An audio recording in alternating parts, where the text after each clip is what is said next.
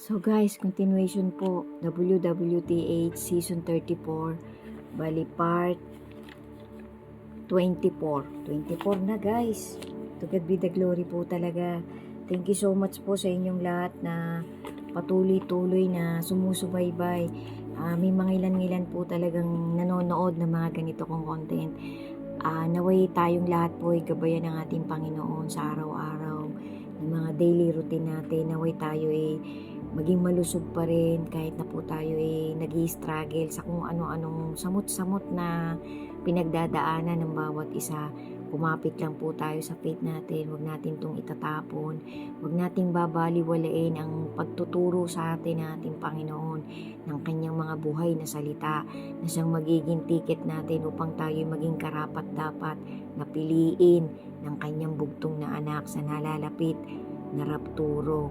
Amen. So, sabi nga po, kapag nangyari ang rapture, ang rapturo, umpisa na po ng mga vital events ng Great Tribulation. So, maging matibay po tayo guys. Kapit lang.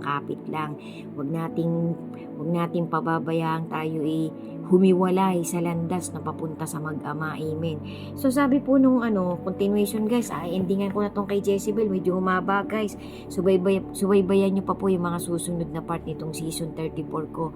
Hari manawari po, bawat part po makapagtawid talaga ako ng maliit na booster na titibay pa ng tiwala natin at pagmamahal natin sa mag-ama, sa ating dakilang Diyos at sa kanyang bugtong na anak, ang ating pong Lord Jesus. Amen.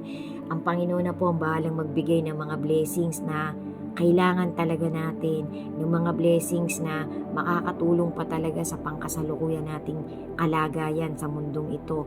Iwasan po natin na sumakay ng sumakay, maniwala ng maniwala, akapin ng akapin ang lahat ng buyo ng materialism ni Satan. Amen. Kasi ang materialism po ay magpapahamak sa bawat isa sa atin. Kailangan po katamtaman lang, huwag tayong maging sakim, huwag tayong maging gahaman, huwag tayong magpakasama ng magpakasama. Kasi sabi nga po, habang nabubuhay tayo, yan po ay vision ko nung ako'y inoperahan, nung ako'y nagka-cancer, ng bone cancer sa aking kanang binti. Yan po'y naitawid ko na, nasa ilalim na po ang aking life sharing. So maraming salamat po sa mga taong nakakita ng content ko na yon. Well anyway, nandyan lang naman po yung profile ko, pwede nyo pong kalkalin. Nasa sa inyo po kung gusto nyong i-reposted, kung gusto nyong i-save, kung gusto nyong panoorin ng buo. Pero mas maganda po buuin nyo. Kasi kahit papano po, ramdam ko na ako ay may katiting na guidance ng ating Creator. Kasi hindi ko po ginugol na magligaw ng aking kapwa-tao. Real talk lang po guys, real talk lang. Ako po ay 2 times cancer survivor. Sa mga bagong nakakakita ng mga content kong ganito, ako po ay cancer patient 26 years ago. Mga 25 years ago na po pala. Ako po ay 2 times naging cancer patient. So, to God be the glory po talaga kasi ako po pala mabubuhay pa. Makikita ko pa po pala ang paglaki ng 2 anak ko. Kahit pa paano magkakaroon ako ng maliit na platform na ganito na sa aking kaliitan kahit pa paano ramdam kong ginaguide ako ng ating Panginoon upang makapagsalita pa ng maayos, upang makapagbigay ng maliit na motivation sa aking kapwa-tao. Amen. To God be the glory po talaga. So sabi po dito sa huling salita ng narrator ng talambuhay ni Queen Jezebel, ang kamatayan po talaga ni Queen Jezebel ay nagpapakita ng powerful na reminder ng ating Creator sa humanity generation by generation na kailangan talaga pag tayo nagkasala, magpapahinga din tayo sa kasalanan, magbabalik loob tayo. Kasi sabi nga po, habang nabubuhay tayo, alam ng Diyos na nagkakasala tayo every now and then. Kasi nobody is perfect, ang ating lang pong Panginoon at ang kanyang bugtong na anak ang perpekto. So habang nabubuhay, magbago tayo. Pahalagahan natin ang buhay. Wag nating kusang itapon, hintayin nating tawagin tayo sa takdang oras ng buhay na pinahiram sa atin.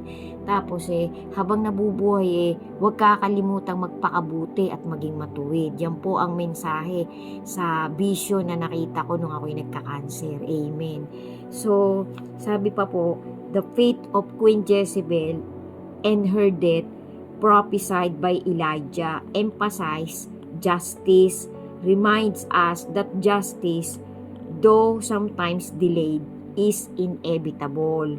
It reinforces the principle that actions have consequences and wrongful deeds and eventually lead to downfall.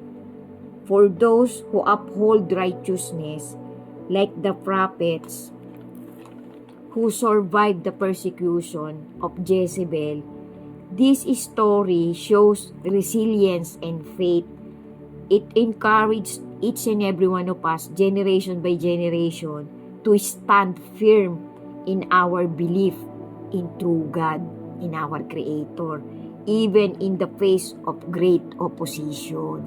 So, pinatunayan po ng buhay ni Queen Jezebel na ang salita ni Elijah ay kinasihan talaga ng ating Creator kasi nagkatotoo. Si Elijah po ang nagbitaw ng magiging future na kamatayan ni Queen Jezebel.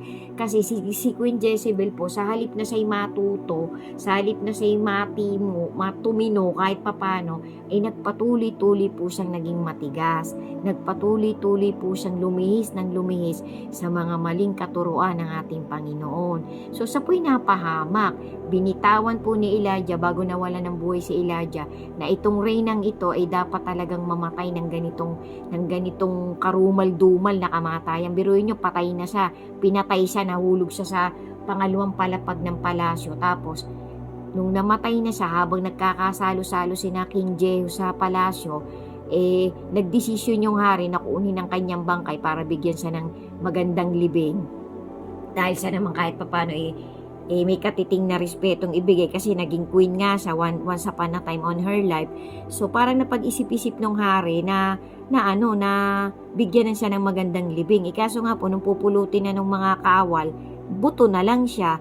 Kasi nga po si ang pagkakaalala ko po, si Elijah din ang nagpredict na itong lalaking to, si King Jehu, ay magiging hari pansamantala. So parang blessing in disguise na itong lalaking to ang ipinahintulot ng Panginoon na magpapatay kay Queen Jezebel. So yan po ang pagkakaalala ko sa talambuhay ni Queen Jezebel. Paki-double check nyo na lang po. So yan po ay nagre-remind generation by generation.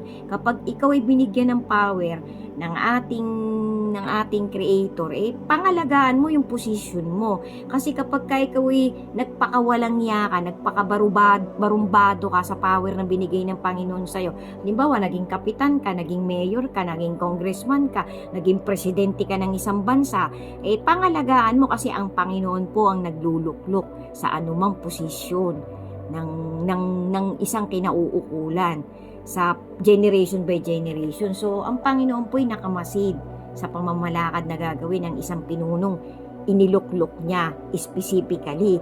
So, yan po ay lesson guys, na kapag ikaw talagang hindi nagustuhan ng Panginoon ang pamamalakad mo, may kalalagyan ka dito pa lang sa lupa. Sabi nga po, karma is a bitch. So, dyan po nagtatapos ang talambuhay ni Queen Jezebel. Kaya ako din po pala napagdesisyon ng ito idagdag sa content ko na to. Kasi alam na po naman nating lahat magkakaroon ng eleksyon sa bansa natin sa nalalapit na Mayo. So, be wise po sa pagpili ng mga magiging pinuno ng mga designated na lugar ng bansang minamahal natin. Paalala po, mag-pray po tayo bago tayo bumoto para po tayo igabayan ng ating Panginoon.